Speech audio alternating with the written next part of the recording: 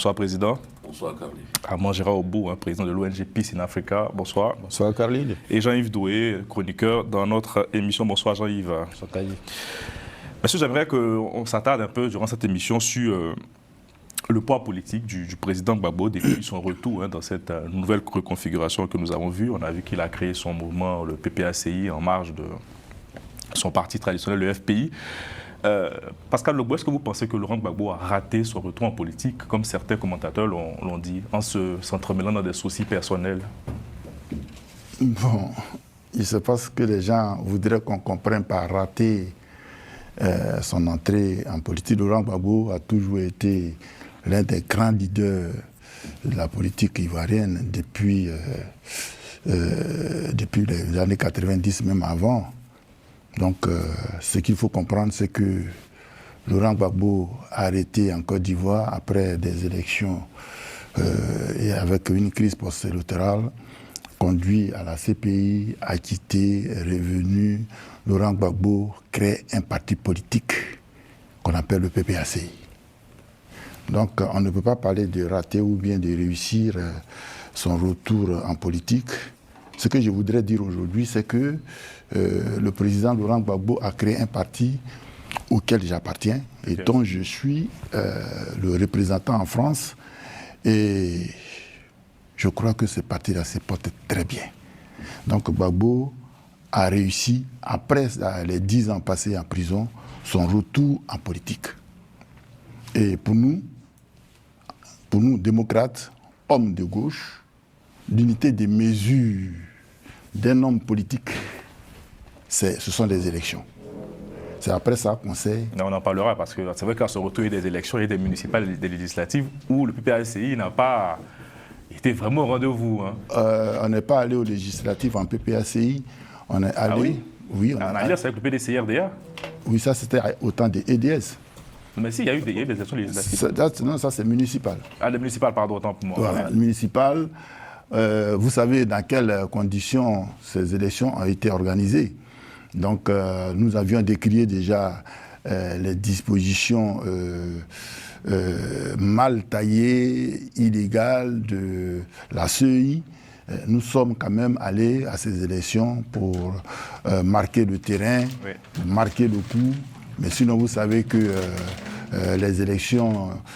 ces élections locales étaient organisées avec une liste électorale pleine de fraude. Vous le savez très bien, avec un découpage qui donnait le RHDP déjà gagnant avant même les élections. Donc, je ne considère pas ces élections, tout à l'heure je le précisais, pour dire que le poids d'un homme politique se mesure par des élections démocratiques. C'est pour ça que nous sommes en train de nous battre pour des conditions démocratiques. Très bien, on y reviendra en tout cas sur ce sujet. Président, est-ce que vous partagez les propos de Pascal? Est-ce qu'on peut parler de retour manqué, comme disent certains commentateurs? Pour parler du retour de Laurent Gbagbo après la CPI, il faudrait voir, à mon sens, sur deux aspects. Il y a le retour en Côte d'Ivoire et il y a le retour dans la vie politique. Oui. Ivoirienne. Le retour en Côte d'Ivoire, c'est vrai, il s'est fait de façon, je dirais, de façon calamiteuse, parce qu'aujourd'hui, quelquefois, il m'arrive de demander, moi, en tant que journaliste, où sont les images officielles du retour de Laurent Gbagbo, en dehors des images volées qui ont été faites par des personnels de l'aéroport, justement. Ouais. Tout ça, qui nous ont fait une séquence malheureuse, ouais, où on a vu deux femmes se disputer. Le président Laurent Gbagbo, c'était un peu triste, on s'attendait à un moment historique. Ça, c'est un moment historique, malheureusement, c'est ce spectacle désolant qui nous a été offert. Et il y a eu cette séquence aussi du retour en politique qui... Laurent Gbagbo arrive, on s'entend, le FPI, entre-temps, depuis 2014-2015, est divisé. Il y a deux tendances, la tendance qu'on appelait Afin Guessan et la tendance à Aboudraman Sangaré, paix à son âme. Et on espérait que le retour de Laurent Gbagbo allait mettre ces deux tendances-là ensemble et les rassembler. Malheureusement, Laurent Gbagbo rentre encore dans une séquence, je pourrais dire, de rupture. Donc, le retour de Laurent Gbagbo était beaucoup plus, je dirais, sous le signe de la rupture. La rupture avec son... Voilà. la rupture avec son ex-femme, Simone Gbagbo, la rupture d'abord, il quitte l'AE sans Charles Blé Goudé, la rupture est Charles Blé Goudé, la rupture est Mamadou Koulibaly, la rupture avec Afin Guessan. Donc, on pourra, pour moi, personnellement, on pourra qualifier, du moins, accorder l'épithète, je dirais, de la rupture au retour du président Laurent Gbagbo en Côte d'Ivoire et dans son retour aussi dans la vie politique, en créant le PPACI qui se démarque quasiment du pays. C'est quasiment un homme qui vient régler ses comptes en interne, on a l'impression. Pour ma part, pour les deux, Laurent Gbagbo est un homme, beaucoup l'ont vu comme quelqu'un de fatigué, quelqu'un qui... Non, Laurent Gbagbo, il vient régler des comptes. Ouais. En interne, certainement, pour des raisons qui lui sont propres. Pourquoi ceci lui est arrivé? Est-ce qu'on lui a donné les bonnes informations en 2010, en 2011 pour qu'il prenne les bonnes décisions? Régler des comptes en interne pour certainement ceux qui estiment l'avoir pas informé comme il fallait ou ne l'avoir pas suivi. Faites référence à qui, Simone Gbagbo, Afin Guessan? Possiblement. Et aussi régler des comptes aussi avec ses adversaires politiques. Pas régler des comptes au sens d'une vengeance, mais régler des comptes au sens pour dire que je ne suis pas fini. Au sens où vous m'avez envoyé à La Haye pour espérer que je serai politiquement fini. Non, je reviens, je suis battant. Et Laurent Gbagbo a un peu nous montrer qu'il a encore des choses à proposer à la Côte d'Ivoire. Et Jean-Yves, est-ce que vous avez constaté un président fâché à son retour? Un président fâché, je ne dirais pas. En fait, le retour de Laurent Gbagbo, comme le président vient de le dire, ça a été un retour qui a fait suite à beaucoup de gens de polémiques. Mais moi, je ne vais pas revenir là-dessus. Mais moi, c'est plus l'aspect politique. C'est-à-dire, Laurent Gbagbo, il a toujours été égal à lui-même, de par ses principes démocratiques, je veux dire. Lorsqu'il est arrivé en Côte d'Ivoire, avec tout ce qu'il y avait au FPI, comment on appelle ça, les problèmes judiciaires que le FPI connaissait et tout, il a décidé de tourner la page, d'aller créer son parti, au lieu de se lancer dans une bataille... de l'affaire de la présidence du parti. Au lieu de se lancer dans une bataille juridique, il a préféré, comment on appelle ça, faire l'économie de tout ça et se lancer, créer son nouveau parti. Tu vois? Et en fait, par la suite... il est toujours resté égal à lui-même. Donc, il fait son petit bonhomme de chemin. Il se réintègre à l'environnement politique. Il reprend contact avec tout le monde. Il essaie encore comme je le disais, d'élargir son périmètre. Il essaie de se remettre dans le bain politique, dans le maillot politique. Mais d'élargir sans peut-être unir forcément. C'est ce qu'on lui reproche aussi. Comme le président le disait, on attendait qu'il soit ce trait d'union, ces deux tendances, FPI-GO, FPI-AFI. Oui, effectivement. Moi, je pense qu'on n'est pas encore à la fin. Il y a toujours les débuts. C'est vrai que dans les débuts, c'est compliqué. Mais moi, je pense qu'au fil du temps, les choses vont C'est une stratégie selon vous? Les choses vont se mettre en place. Pascal vous dira. Parce qu'au départ, on voyait que dans tous les camps, l'atmosphère était un peu tendue. Mais par la suite, on voit que les discours commencent à être un peu plus modérés.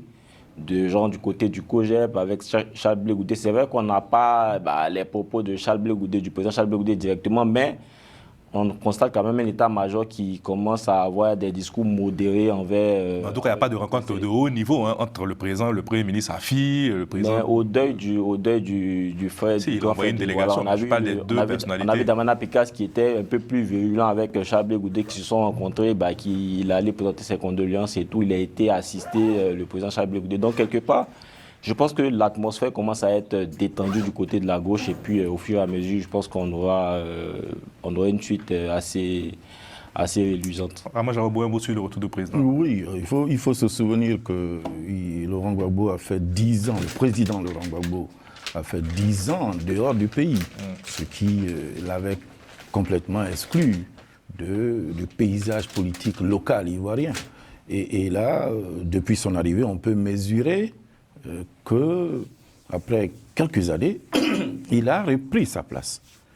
Sa place, même s'il n'a pas encore pu rassembler toute la gauche, je pense qu'au regard de ce qu'on constate, il compte aujourd'hui. Il compte, et donc je ne dirais pas encore qu'il est en pole position, mais il compte dans le paysage, et à mon avis, il est en train là, la dernière crise que nous vivons, la crise des exclus, lui donne là l'opportunité, en tout cas, de se repositionner davantage pour faire face donc au pouvoir. Pascal, on attend souvent que le président Gbagbo est aujourd'hui un homme fatigué. Est-ce que ces conditions physiques lui permettent aujourd'hui de participer, de concourir à une élection présidentielle et surtout de présider la Côte d'Ivoire? Mais un homme qui a fait 10 ans derrière les barreaux dans la plus grande prison du monde ne peut pas en sortir sans être fatigué. Ça, c'est d'abord ce qu'il faut savoir. Mais en même temps, le président Gbagbo que vous avez vu dernièrement à Tabou, qui est debout, qui est en train de faire tout le tour du district d'Abidjan à travers l'opération Kokoko, je pense qu'on ne voit pas un homme fatigué. On voit un homme qui est engagé à faire de la Côte d'Ivoire un pays démocratique, comme il a toujours fait d'ailleurs. Et donc, nous avons un président Gbagbo qui est debout, qui a lancé une opération qu'on appelle C'est trop, qui a été d'ailleurs appréciée dernièrement par Rafin Guessan, qui a dit que ce mouvement n'est pas seulement un mouvement souhaité par Laurent Gbagbo, mais ça doit être un mouvement national pour délivrer la Côte d'Ivoire. Vous savez, les gens pensent que la politique, on rassemble tout d'un coup, les gens, on vient, on dit, bon, mettons-nous ensemble. Non, non, non. En politique, ce sont les intérêts communs qui rassemblent. Et aujourd'hui, les intérêts communs sont en danger en Côte d'Ivoire à travers la politique de Ouattara. Et donc, le peuple lui-même est en train de voir dans quel camp se jouent ses intérêts. Donc, c'est ce qu'il faut voir. Sinon, un monsieur qui a passé 10 ans à son âge derrière les barreaux, c'est normal qu'il en sorte fatigué. C'est pour ça que certains demandent de le mettre un peu au repos. Non, on ne peut pas le mettre au repos parce que nous n'avons pas le temps. Nous avons plutôt du temps à gagner pour délivrer la Côte d'Ivoire qui souffre d'un grand mal. Et donc, il n'y a pas de débat sur sa capacité physique aujourd'hui? Sa capacité physique ne souffre d'aucun débat, selon moi.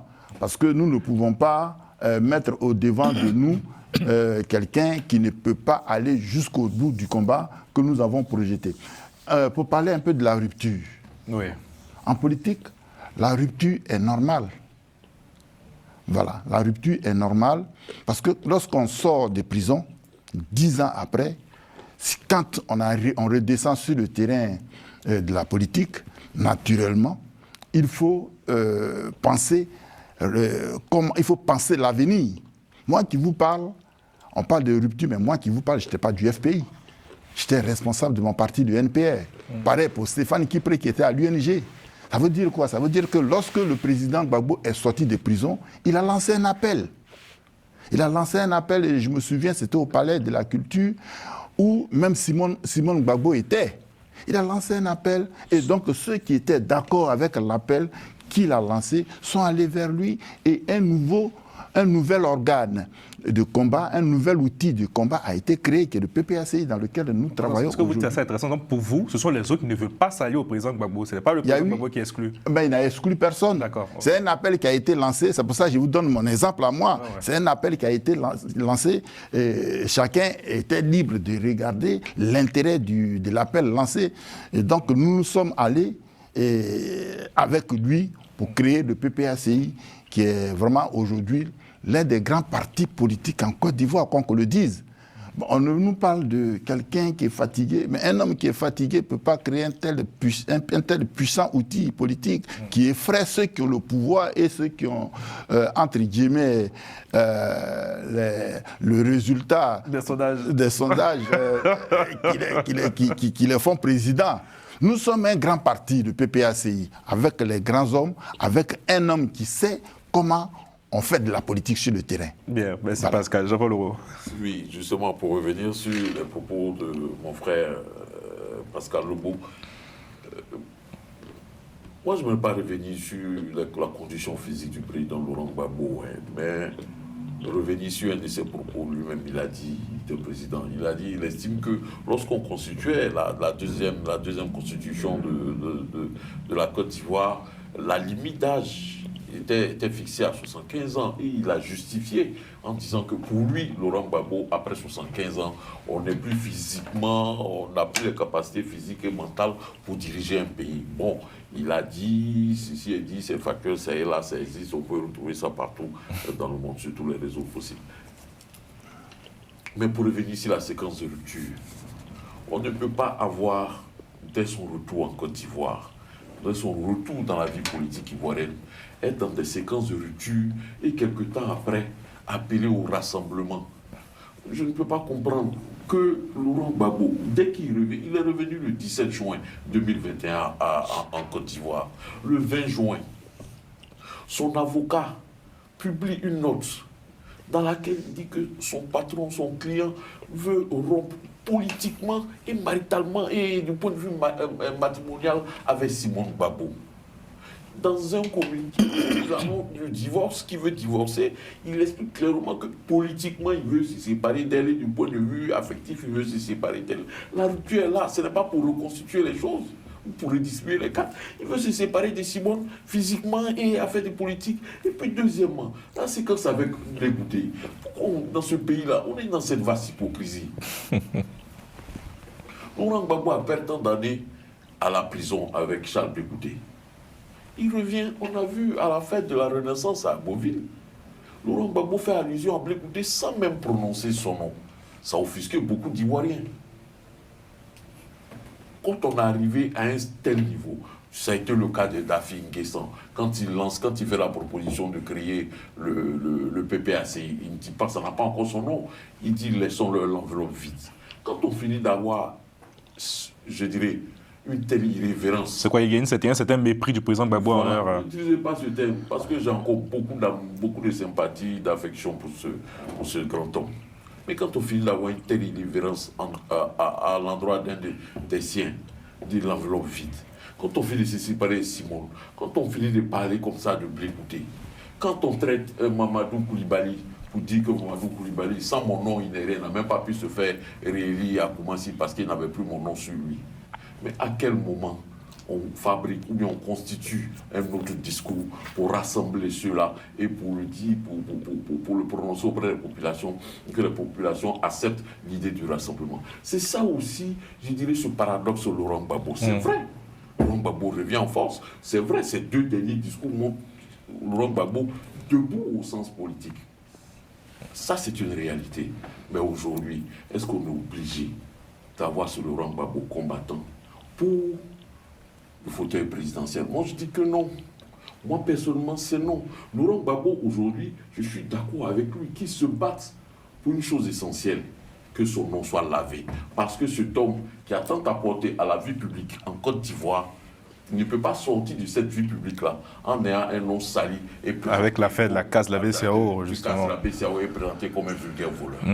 Jaime Doué. Oui, moi je vais un peu revenir sur les propos du doyen Pascal et puis du président. En parlant de... parce qu'en fait, il a dit, le président Laurent Gbagbo, on n'a plus le temps. Donc, c'est pour cela qu'on le prend. Moi, je vais me faire un peu l'avocat du PPACI en essayant de pousser un peu plus loin la réflexion. Pas que le PPACI n'a plus le temps, mais je pense que la candidature du président Laurent Gbagbo est un symbole. Vous voyez? Parce qu'au-delà même du fait que le PPACI, au-delà de cette histoire de gain de temps, c'est un symbole pour la démocratie, pour l'état de droit. Parce que lorsqu'au regard de tous les éléments qui ont concouru à son exclusion, il est clair que cette exclusion n'est pas politique, n'est pas légale. Voilà, c'est une exclusion politique. Donc, quand le Laurent Gbagbo, qui lui s'est battu depuis les années 90 pour la démocratie, pour l'état de droit et tout, aujourd'hui, venir constater que cet état de droit-là n'est pas véritable pour lui et pour les générations futures, c'est quand même une perte. Et donc, moi, j'ai quand même apprécié le fait que ce ne soit pas la personnalité de Laurent Gbagbo qui cherche à revenir au pouvoir, mais c'est plutôt la jeunesse du parti qui a décidé de aller chercher Laurent Gbagbo pour dire tu nous as offert un état de droit. En ton absence, tout a changé. Et toi-même, tu ne fais que le constater. Donc, en retour, l'État que tu nous as laissé là vient le remettre à sa place. Donc, c'est une restauration de l'État. C'est pour ça qu'il parle de 5 ans pour fixer les clous. Hein. C'est l'expression qu'il avait utilisée à l'hôtel Ivoire. Et quand le président a parlé tout à l'heure des 75 ans qu'il avait dit lorsqu'il était à la CPI, oui, c'était en 2020 qu'il avait fait, mais c'était contextuel. Quand on sait que l'environnement politique, il est changeant, il évolue. Tu peux dire une chose aujourd'hui, tu dis oui, à 75 ans, je pense que on n'a plus les facultés, comment on appelle ça, les facultés de pouvoir diriger un pays et tout. Oui, mais quand il disait ça en 2020, il avait lui-même 75 ans. Voilà, donc il s'excluait aussi de tout ça. Mais il n'est pas le. C'est pas 2020. Pendant sa présidence, au moment de la révision de la Constitution de 2000. Oui, mais pendant cette période, comme le dit le camarade Doué, pendant cette période, c'était une loi et il y en a. C'est l'enrôlement se fait sur le plateau. Toi-même, je peux t'appeler camarade parce que tu es homme politique, mais en même temps, tu es journaliste. Voilà, il ne faut pas qu'on est sur un plateau, donc avant de dire, il ne faut pas qu'on se dévoile. Sinon, moi, je peux te révéler des choses pour ton appartenance politique. Donc, ce que je voudrais dire, pour ne pas lui voler la parole, c'est que Gbagbo, la date limite de 75 ans, mais il en a fait une loi. Il y avait le plafond, effectivement, de la Constitution. Voilà, il en a fait une loi qui était dans la Constitution ivoirienne. Donc, ce n'était pas une loi, c'était un article de la configuration. Bon, écoutez, c'est pour dire que au moins la date limite des 75 ans était inspiration. Voilà, c'était une inspiration de Gbagbo qu'il a transformée même en décret. Ça veut dire qu'à son absence, quand il était en prison, mais cette disposition a sauté. Donc il n'est pas en violation d'une loi, il n'est pas... Non, vous ne m'avez pas compris. On t'a compris. Non, on t'a compris. Non, on t'a compris. Mais qu'est-ce que... Vous n'allez pas... Non, vous n'allez pas... Vous n'allez pas non plus... Vous n'allez pas poser... Vous n'allez pas non plus défendre ce qui n'existe pas dans la Constitution ivoirienne. Non. Ouattara a fait sauter cette disposition. Laurent Gbagbo ne l'a pas invoqué parce que c'était une disposition de la Constitution. Non, mais c'est lui qui l'a évoqué. Gbagbo l'a invoqué parce que c'est un principe de lui, Laurent Gbagbo. Oui. Cette Constitution est issue d'une assemblée constituante. Elle a été acceptée à l'issue d'un référendum. Et Laurent Gbagbo estime que lui, par principe, au-delà de 75 ans, un homme n'a plus les capacités physiques et intellectuelles et mentales. Et on parle bien de la Constitution de 2000. Bon, aujourd'hui... Donc, vous êtes en train de me dire que ce principe personnel de Laurent Gbagbo, vous et monsieur camarade Doué, vous êtes en train de nous dire que ce principe a évolué. Ok, on avance. Bon, camarade Oro, ce que je voudrais dire sur le point que tu évoques, c'est que les temps ont évolué. De son retour de prison, la civilité du vouvoiement. Depuis le retour de Laurent Gbagbo de la CPI, cette disposition a sauté. Entre Ouattara, dans la Constitution qu'il a écrite, cette disposition de 75 ans n'existe plus, à part la limitation des mandats que Ouattara ne veut pas respecter. On parle de principe. Ouais, mais le principe, c'est quoi? Le principe est un effet qui peut changer dans le temps. Et donc, on ne peut pas parler des principes ici. Parce que, comme l'a dit tout à l'heure Doué, c'est la jeunesse, c'est une partie de la population qui veut que Laurent Gbagbo devienne président. Donc, ici, là, son principe à lui seul ne compte plus. On va laisser la parce que son principe est maintenant en deçà du vouloir de tout un peuple qui veut refaire Laurent Gbagbo. Tout à l'heure, tu me disais, non, il ne peut plus être candidat, mais c'est le candidat du PPACI, le candidat naturel du PPACI en ce moment-là. Sans plan B, sans plan A. On en parlera tout à l'heure de ce plan B. Là. Gérard Amourou. Oui, la situation. Camarade Gérard Amourou. C'est ça. Non, du tout. Non, du tout. Je suis président d'une ONG. Et nous, par doctrine, il n'y a pas de camarades chez vous. À équidistance des partis politiques. Et c'est très bien. En Afrique et en Côte d'Ivoire, surtout. Non, la situation qui prévaut en Côte d'Ivoire, qui présente des risques véritables de conflit, nécessite l'apport de tous les hommes politiques, âgés ou moins âgés, voilà, pour qu'ensemble, ils puissent, ces hommes politiques en tout cas, ramener la situation de quiétude, l'état de quiétude en Côte d'Ivoire. Et nous, franchement, c'est ce qui nous préoccupe. Et sur ce terrain, sur ce point-là, je pense qu'il faut féliciter le président Laurent Gbagbo. Car jusqu'ici, souvenez-vous que ce monsieur, ce président, pour qui j'ai beaucoup d'estime, hein, on sait bien ce qu'il a fait pour ce pays aussi, il a surtout, pendant sa carrière donc politique, il faut se souvenir qu'il n'a jamais pris les armes.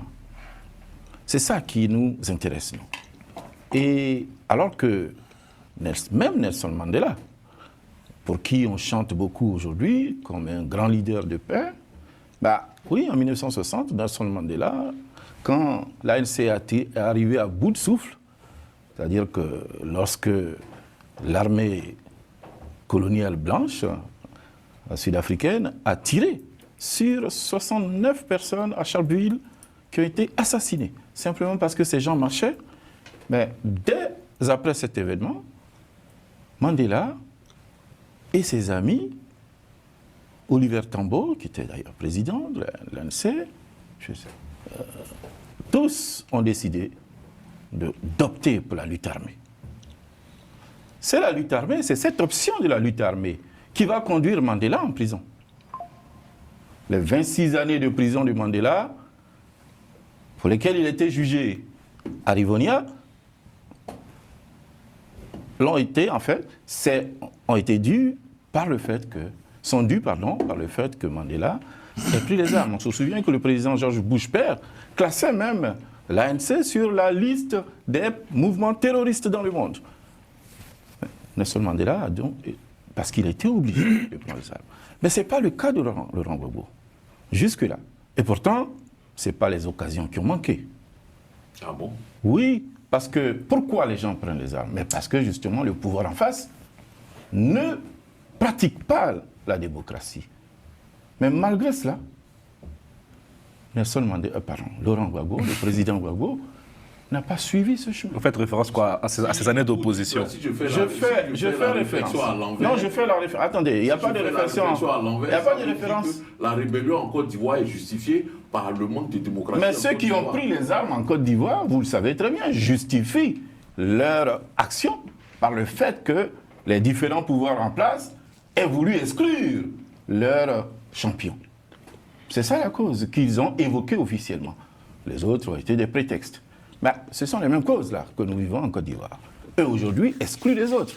Mais la chance qu'ils ont en Côte d'Ivoire, c'est d'avoir une opposition civilisée qui est surtout conduite par le président Laurent Gbagbo. C'est ce que je vais vous dire. Ah, c'est le chef de l'opposition en Côte d'Ivoire, c'est le président Gbagbo qui est le chef de l'opposition. Oh, de mon point de vue. C'est pas Tizane Thiam qui est avec le PDCI RDA. Non, attendez, de mon point de vue, c'est Laurent Gbagbo qui conduit l'opposition en Côte d'Ivoire. C'est le PDCI qui est en tête. Enfin, oui, c'est pas... Mathématiquement. Pour l'instant, ce n'est pas un sondage officiel. Non, pas un sondage officiel. D'un point de vue électoral, c'est le PDCI RDA qui est... Oui, si vous voulez, le PDCI RDA était tout de même affilié au RHDP, au parti au pouvoir. Ils ont été partenaires pendant longtemps. Donc, toute l'hégémonie du RHDP est tirée également aussi, est partagée. Et comme je le disais tout à l'heure, le découpage électoral que nous utilisons aujourd'hui a été fait hier par le RHDP. Donc tous les transfuges du RHDP profitent de ce découpage électoral. Jean-Paul Leroux. C'est pas pour être... bon, peut-être que j'ai mes petits réflexes journalistes. De quel découpage électoral parlez-vous exactement?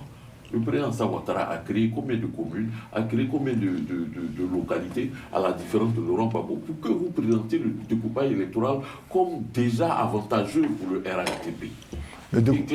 Tu veux un peu qu'on en parle? Le découpage du président Laurent Gbagbo n'a pas été pris en compte par Ouattara. À tel point que, quand tu prends une ville, et quand tu prends par exemple le handball, quand tu prends le handball. Le handball est une région. C'est dans le nord. Le nord de la Côte d'Ivoire. Voilà.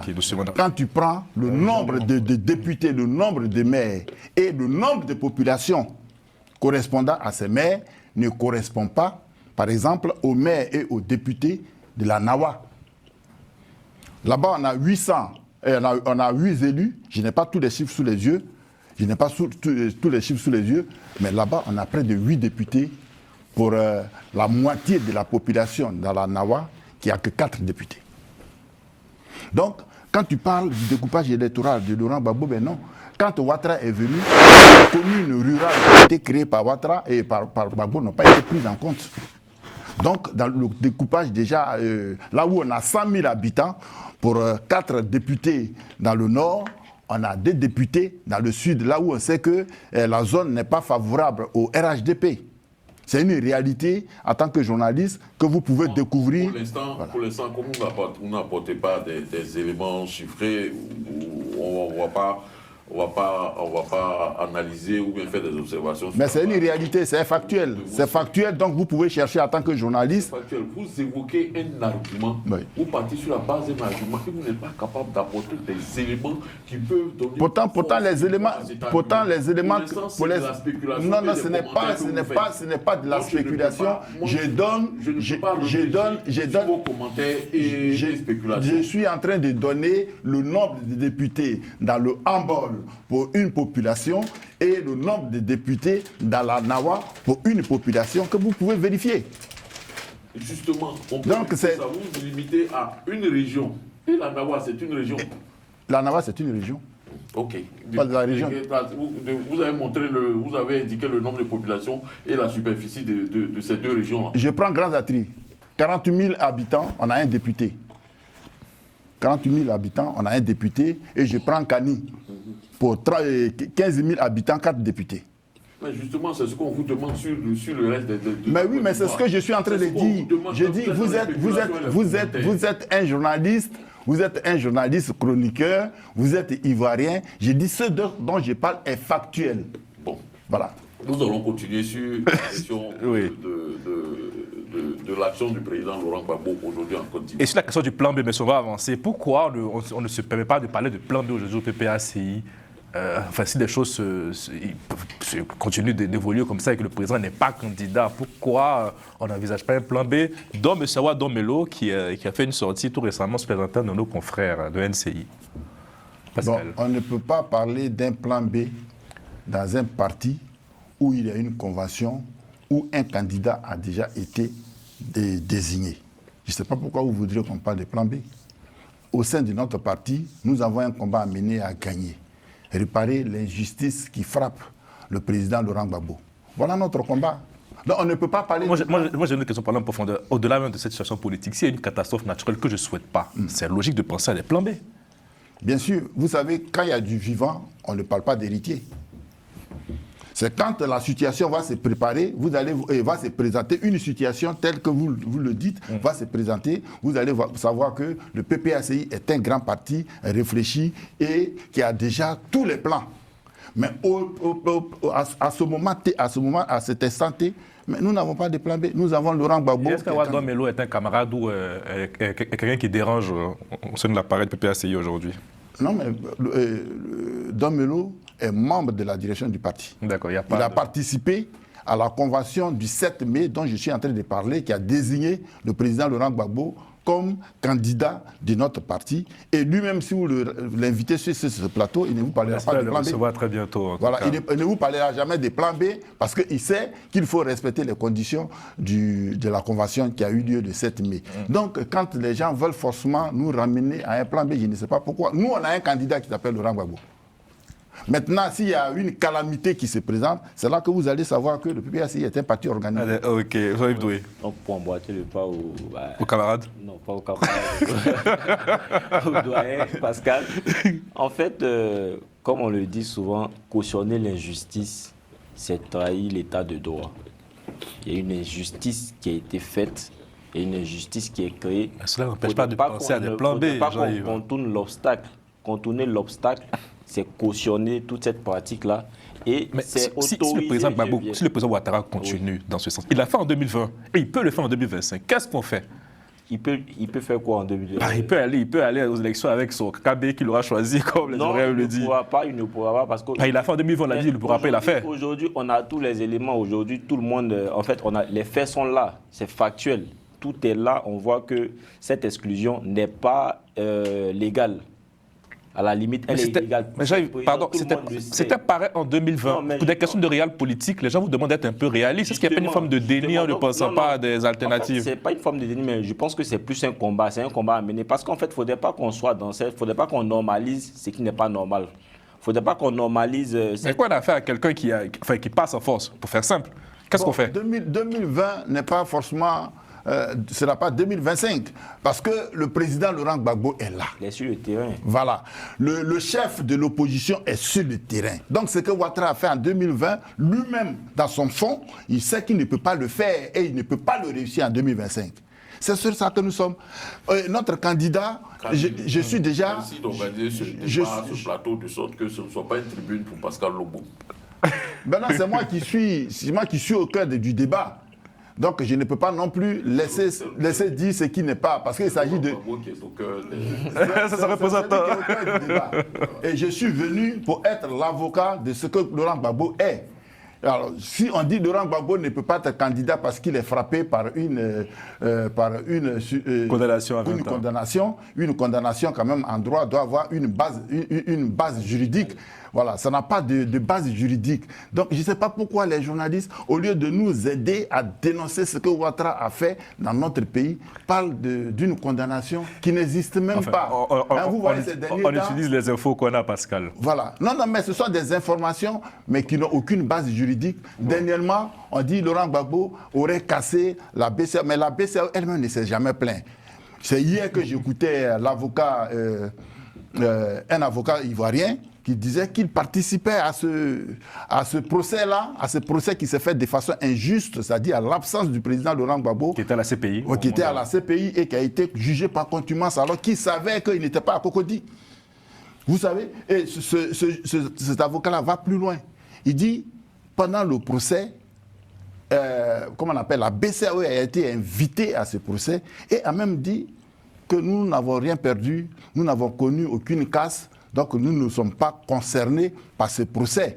Donc on poursuit quelqu'un dont on dit le voleur ne reconnaît même pas avoir été volé. Jean-Paul Leroux. C'est une mise en scène politique. Pour revenir simplement sur la question de la condamnation du président Laurent Gbagbo, tous les observateurs de la vie publique ivoirienne en sont en tout cas l'essentiel, le savent, c'est un procès qui est éminemment politique, il n'y a rien à faire sur cet aspect. Tout ce procès, la condamnation qui en a suivi et ce qui en découle, c'est-à-dire son inéligibilité, c'était fait pour écarter Laurent Gbagbo. Ça s'était fait, mais pour petite précision, il n'a pas été condamné par contumace, il a été condamné par défaut. Par défaut, mais c'est ce que disent ceux qui l'ont condamné. Mais nous disons que c'est par contumace. Par contumace, il y a la possibilité de faire un procès mais par défaut, ce n'est pas le cas. Oui, mais c'est ce qui a été inventé. On dit on ne reconnaît même pas, le procès sous les deux formes. Jean-Paul Leroux. Il faut respecter la prise de parole, sinon ça va empêcher que tu puisses... Maintenant, je ne voudrais pas qu'on dise des choses qui ne sont pas normales. C'est tout. Donc, je tiens la parole. Le camarade Jean-Paul Leroux. Carly, tu te fais rouler trop. Non, c'est convivial. Pour revenir sur la question d'un plan B ou d'un plan non B, Laurent Gbagbo est le plan A jusqu'à Z. En début de ce plateau, j'ai dit pour moi, Laurent Gbagbo, s'il n'y avait pas eu cette injustice, je suis convaincu d'une chose. Il ne serait pas candidat. Il n'a pas prétendu à vouloir être président encore.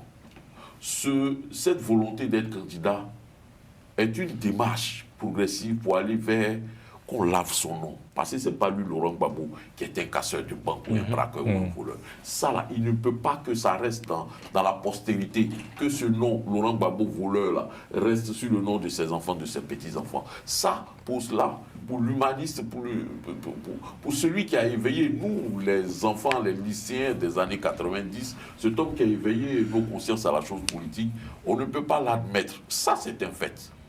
Mais aujourd'hui, les circonstances sont telles que Laurent Gbagbo est écarté de la vie politique. Est-ce que c'est son parcours individuel ou c'est un parcours commun qui va amener la Côte d'Ivoire ou ses partisans ou ceux qui sont ses sympathisants à ce qu'on arrive à ce que son nom soit lavé? Est-ce qu'il est obligé, lui, d'être président forcément pour que son nom soit lavé? Est-ce qu'on ne réfléchit pas a une formule. C'est vrai, on nous dit, on nous sort des maximes. Quand on est vivant, on ne parle pas d'héritier. Mais quand on est vivant, on connaît les héritiers. Ceux qui ont l'argent, quand ils sont vivants, ils connaissent les héritiers se connaissent. Et ceux qui n'ont rien, on ne connaît pas les héritiers. Pas les héritiers, mais ils savent qu'il n'y aura rien. Donc, quand même, nous faisons l'effort pour qu'on réfléchisse. On a vu des situations qui, en l'espace de 15 jours, ont changé au Sénégal. Il n'y a pas eu mort d'homme. Ça coûte quoi? Mais pour l'instant, on n'est pas au Sénégal, on est en Côte d'Ivoire. Et au Sénégal, personne n'est venu de la CPI. Tout à l'heure, dans vos, je dirais, commentaires, vous avez pris des exemples à la place des argumentations. On vous donne un exemple qui a fait ses preuves. Pourquoi vous dites qu'on n'est pas en Côte d'Ivoire? Comme si la Côte d'Ivoire était une spécificité. Non, mais, nous sommes dans une situation. Nous sommes dans une situation spécifique. Vous pouvez garder la discipline d'un plateau télé. Ben non, bien sûr. On va s'écouter, Vu qu'on n'a pas. Parce que vous savez, pour corriger un enfant. Ne donne pas une bonne image de votre parti et de ceux qui vous ont nommé à cette responsabilité. On va s'écouter. Ce n'est pas de ça qu'il s'agit. Il s'agit de vous empêcher de dire des contre-vérités. Amandé Robo. Bon, très bien. Merci beaucoup, Khalil. Merci. Écoutez, de notre point de vue, ce qui se passe en Côte d'Ivoire, en fait, où il y a des tentatives, parce que je précise que ni le président Gbagbo, ni le président Thiam, ni Charles Goudé, de mon point de vue, ne sont pas encore exclus. Il y a des tentatives d'exclusion qui sont en cours, qu'on pourrait même assimiler à des tentatives voilà, de prise de pouvoir ou d'élection par écartement ou alors c'est une élection exclusive, comme on dit. Donc, rien n'est joué. Il faut comprendre que le président Laurent Gbagbo... Il va être inscrit sur la liste, selon vous? C'est pas moi, je sais pas. Mais, non, mais je veux dire que nous... Pour l'instant, soyons réalistes. Oui, je veux dire, pour ça que réaliste, je pense que c'est nous qui ne sommes pas réalistes dans nos analyses et nos jugements. Ah ouais? Il faut bien comprendre que, souvenons-nous, petite reculade dans l'histoire récente, le président Laurent Gbagbo a été capturé à son domicile pour être transporté à la CPI. Et qu'il a fait? Même si on ne le savait pas, il y a quelques jours, quelques mois, un témoin oculaire, acteur de l'acte, qui était là présent, c'est M. Bourgi. Qui est venu déclarer ouvertement qu'il a pris part à cette tentative d'enlèvement. Souvenez-vous de deux dates. Il a été enlevé le 11 avril 2011. Il a été arrêté d'abord à son domicile. Oui, attendez. C'était un pur enlèvement. Il a été arrêté et transporté, si vous voulez. Il est parti d'abord au Golfe, à Korogo et après... Attendez, laissez-moi juste... Pour qu'on puisse tous mieux comprendre. Je vous comprends, merci pour les précisions. Par contre, qu'est-ce qui a permis au président Sarkozy, puisque c'est de lui qu'il s'agit, d'instruire donc l'armée française à faire ce travail? Mais c'est la résolution 1975 qui a été prise le 30 mai, le 30 mars, avant l'attaque de la le 30 mars 2011, c'est-à-dire 10 jours avant, juste après justement cet entretien que révèle M. Bourgi. Donc un président de notre pays, alors parce que le président Gbagbo ne veut pas obtempérer à ses ordres de quitter le pouvoir et le céder à son ami, alors il instruit le Conseil de sécurité, son ambassadeur au Conseil de sécurité, pour prendre donc cette résolution 1975 qui donne mandat à la licorne, à la tête de l'ONUCI, pour enlever le président d'un pays indépendant et le transporter à la CPI. Cette CPI, fort heureusement, l'a jugé. Et ça se trouve qu'il n'est coupable de rien. Mais il revient dans l'obligation des Nations Unies, qui est responsable donc de cet état de fait, puisque la CPI répond de cette Nations Unies. C'est à eux d'aller expliquer aux juridictions ivoiriennes que, attention, nos décisions de la CPI prévalent. sur les décisions juridiques nationales. Oui, au je moment pense du que président décide. non mais on vient Mais d'avoir la case de la une PCO, c'est pas la même affaire à la CPI. non, attendez. La CPI... Non, dites-nous, on est d'accord. Il faut clarifier, monsieur. Il ne faut pas qu'on dise un peu tout et n'importe quoi. Même la Cour africaine des droits de l'homme à laquelle le protocole de la Côte d'Ivoire avait ratifié le protocole de la Cour africaine. Qui s'est retiré dans la foulée. Oui, mais ils se sont retirés. C'est pas un marché, on ne se retire pas. Ils se sont retirés en avril 2020. En avril 2020, mais c'est un an après que ça n'a pas effet. Khalil, s'il te plaît, laisse-moi juste chuter là, s'il te plaît. Là, ça se trouve, le président Gbagbo est entouré d'un bataillon d'avocats très, très, très expérimentés. Je suis persuadé qu'ils saisiront ce fait nouveau, qui est donc la déclaration Robert Bourgi, disant être témoin oculaire de cette initiative illégale, purement illégale.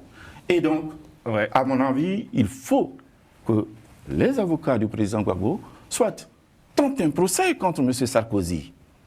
C'est le problème.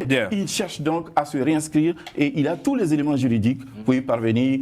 Je fais juste référence. Vous souvenez-vous aussi que la délégation des Nations Unies y était il n'y a pas très longtemps. Bien. Donc, attendons de voir avant de parler de plan. Parce que sur la question de...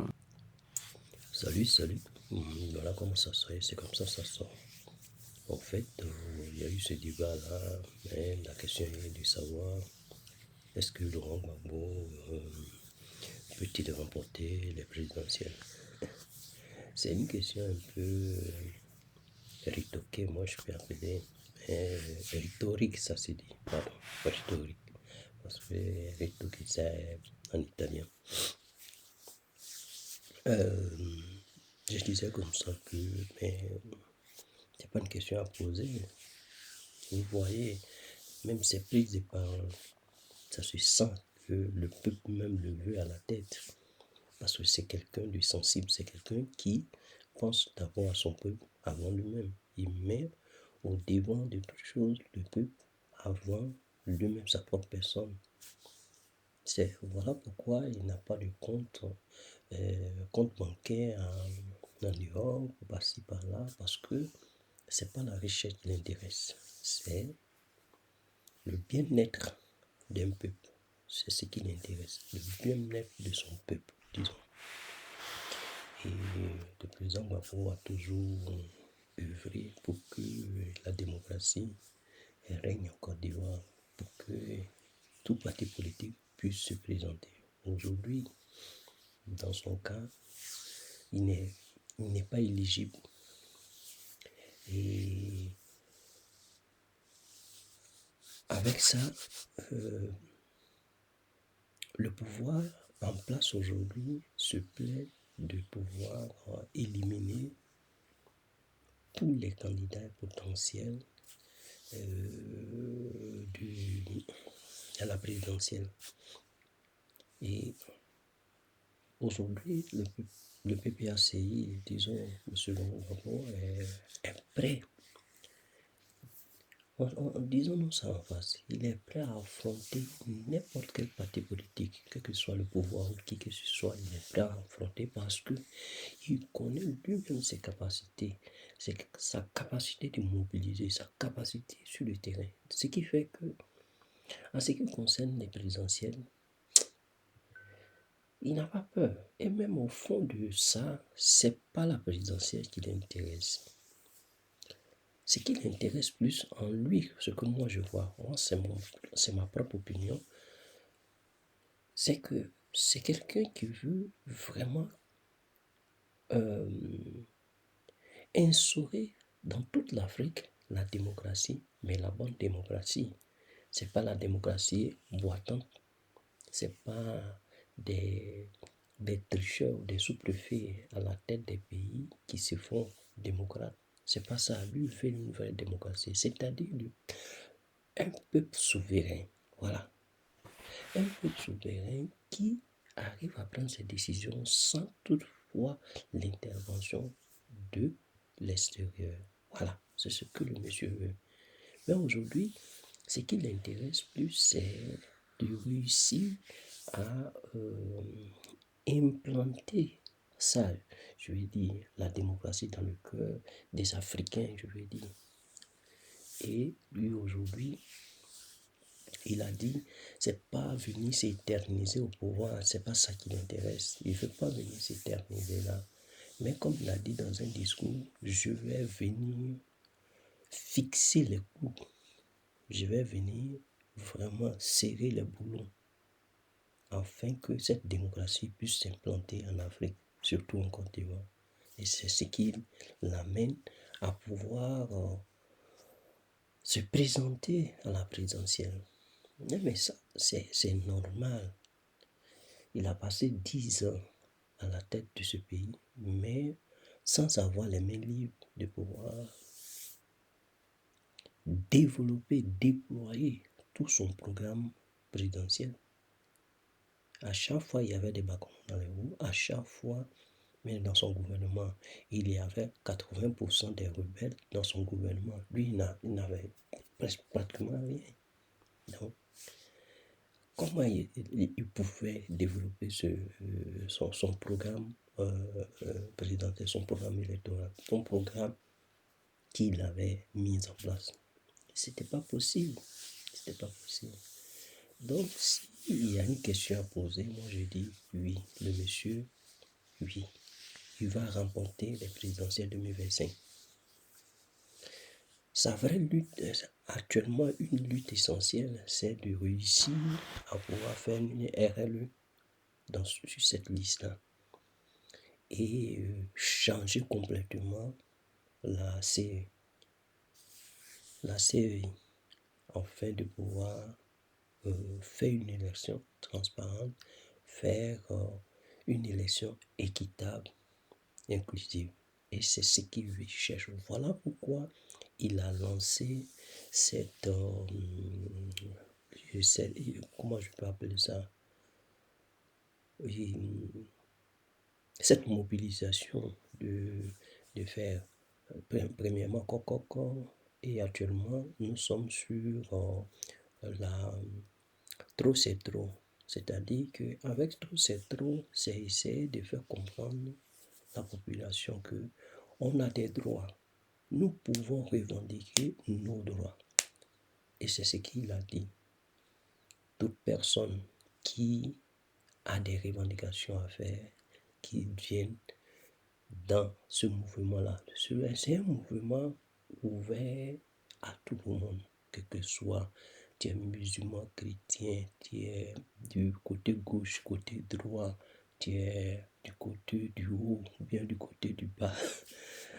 Mais c'est un mouvement ouvert à tout le monde. Tout le monde peut venir se mettre dans ce mouvement pour crier son ras-le-bol, pour crier son mécontentement, pour manifester ses non-dits. Parce que beaucoup de fois, dans cette Côte d'Ivoire, on ne peut dire mot. Et ça, c'est pas une démocratie. Et ça, c'est pas la liberté d'expression. Et ça ne permet pas à un peuple de s'épanouir. Alors, c'est mieux de venir ensemble, se soutenir et de dire ensemble d'une même voix, trop, c'est trop. Ok. Donc, je pense bien que, en ce qui concerne la question, vaguement, j'ai pu, moi j'ai répondu en ce qui me concerne, j'ai répondu à cette question. Et à la suite, tout un chacun peut écrire dans le commentaire ce qu'il pense. On peut débattre. Mais je crois que les gars du BDC ou bien d'un autre parti, vous pouvez dire ce que vous pensez. Hein. On va toujours débattre. Mais sachez que le président Laurent Gbagbo, il a la tête. Dans les sondages que vous avez fait, Chris Yapi a fait un sondage. C'est Gbagbo qui est en tête, largement en tête. Largement en tête. Moi, je n'ai aucun problème avec Otiam ni Ouattara. Mais ce que moi je sais, c'est le Wouti qui gagne dans tout ça. Donc, à bon entendeur, au revoir. À une autre vidéo. Merci.